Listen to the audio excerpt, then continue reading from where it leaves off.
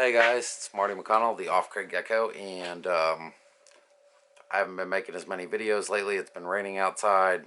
Kind of don't want to take the camera out there. Having battery trouble too, so I'm probably going to have to replace that. So this is a video, or another video, about the Phoenix Arms HP22A Pistol. This is one of my favorite pistols to have around the homestead here. It's good for critter control and all sorts of other things.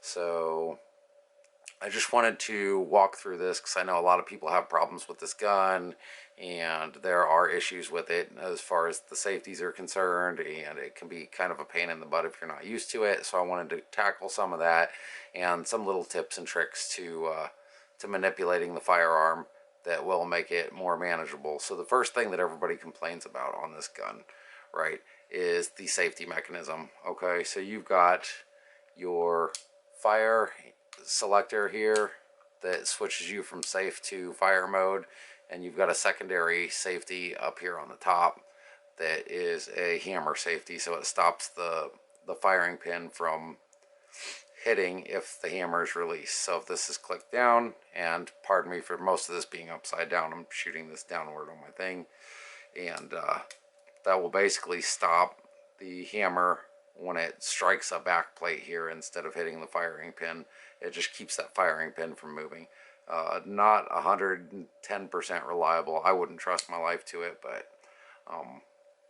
it is what it is, right? Annoying more than anything. And on my other Phoenix Arms pistol, this is nice and rock solid. On this one, it's probably got about 2,000 rounds through it. It's starting to got a little wobbly, so I may look into fixing that.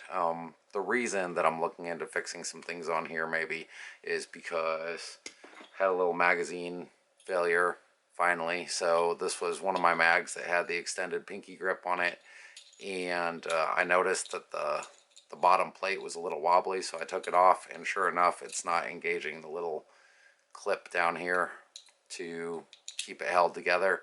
So now I'm looking at buying potentially a couple of those bottom plates because I like them so much for my regular magazines, and maybe getting a couple extra mags too. So I'm checking out the pistol and seeing what kind of other parts I might need to get for backup soon. Put that away. So with the safety mechanism being what it is, it can be a little aggravating to use the gun. If the safety is on, if this is pushed up, you can't rack the slide, but you can eject the magazine. The problem is, without a magazine in the gun, the safety selector switch doesn't work. And also, with the magazine in the gun, you can't, if you're on fire mode, you can't eject the magazine, which is annoying as shit for some people. I'll show you how some people, well, I'm not going to show you, I'm not going to take it apart, but there's basically a little piece of metal in here that you can shave down with a file, where that won't prevent you from pressing the mag release button when you're in fire mode. That's one potential solution. My solution has always been, I don't like jacking with my firearms if I don't have to, so what I will do is actually rack the slide, and I'll catch the bullet when I rack the slide, just because my hand's over the ejection port here, and then I'll push this up, because this also works as a slide lock, and then the gun's on safe, it's opened, there's no round in the chamber, and I can eject the magazine without any kind of trouble. So that's just my way for taking it down. That's the easy way to do it, and that's just the way that I do it. Now, the other problem you're going to run into on this gun is when you're taking it down for cleaning, okay? Because the firearm itself, it has a spring that's in here. It's captive on the inside, but not on the outside. You can't see it right now. Now, what a lot of people will do is lock the slide back like this, and then they'll go and try and push this this release up here forward, and number one, it doesn't want to go because it's under spring tension, and number two, if you try to force it with a screwdriver or something, you run the risk of the barrel just popping up and that spring going flying across the room. So what I like to do is insert the mag just far enough where you can feel a little tension, and that's going to be that that little release for the safety. Okay, So the mag's not fully inserted. I don't know if you can see down in there or not, but it's not high enough that a round can be chambered, but it is high enough to push up that little switch. And then I'll just basically go ahead and push this little guy forward with both thumbs, and it's fairly easy to move. And then I just kind of grab it with my left hand, pull back on the slide. And when you do that, you can tip this up and out. Now this is the part where the spring is going to come flying out, so you have to be aware of that. So I try to only move the slide far enough where I can get this guy out, and then I just let the slide return to its normal position. That will, in most cases, keep that spring from jumping. Once this is done, you can go ahead and take the slide off, and your spring has not gone flying across the room. You can take this apart and clean it. Just pull this little guy out, and I just lubed this guy up with oil today while I was working with it. If you have an empty mag, you can insert it while you're doing this. That works fine too. I just don't like going through all the trouble myself. Just keep an eye on it.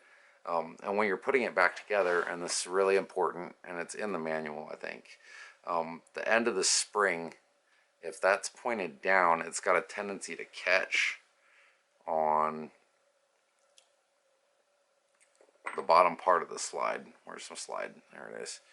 This little bull nose here runs along that groove, and if this is aimed down, the end of the spring can actually get trapped there, and it can cause it to have sticky movement and jams and all kinds of other things. So when you're putting this back together, you just put your spring assembly back in there, your takedown lever in your spring, and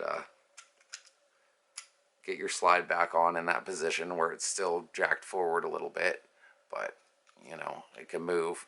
And if you pull back on this, that spring is going to want to bend. So it'll want to bend and twist and slide, and next thing you know, it comes flying out of there, and it can be a pain in the butt to get along. So how do you counteract this? Just take your barrel here and insert it in there, and go ahead and pull that slide all the way back with the barrel resting on top of the spring. Now the spring's captive, okay?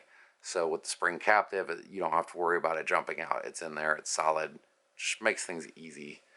Then you can take your barrel, slide it into that little notch in there,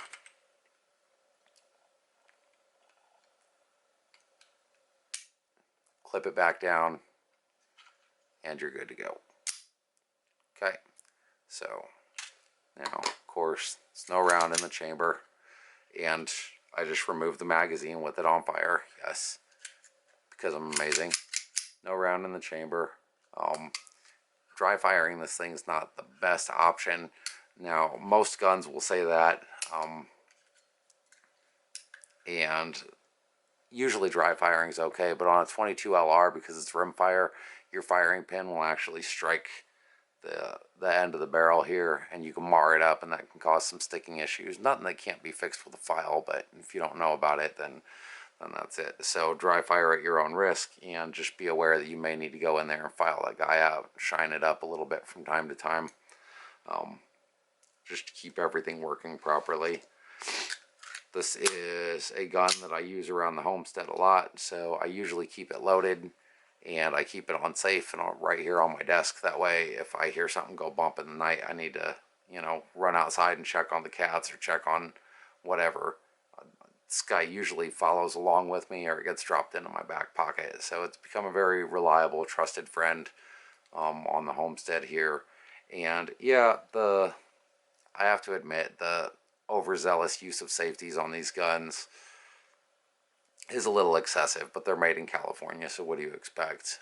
So this is something else that I'm going to be looking into resolving. I'm going to see if I can tighten that up a little bit maybe today. And but the rest of the stuff, you can find videos online that tell you how to disengage these safeties and things. You will void your warranty if you do that. So if you send the gun in for warranty work, and Phoenix Arms has one of the best warranty departments there is, especially for such a low-cost firearm,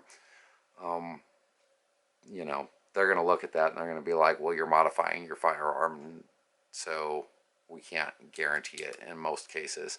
I've actually never heard of that being a problem with them, but it does technically void your warranty. So I wouldn't put it past them to say, no, we're not gonna fix your problem because you're modding your firearm.